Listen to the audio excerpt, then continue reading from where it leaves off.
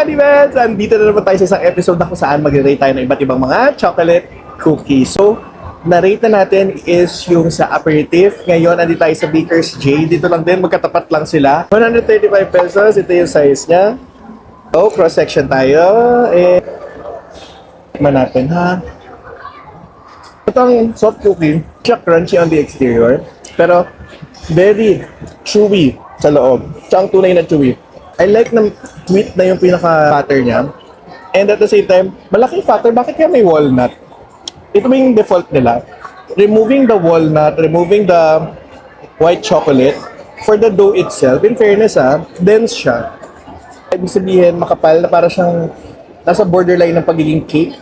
Pero, the cookie itself, as a whole, 9 out of 10. Mas trip ko to kaysa sa kabila.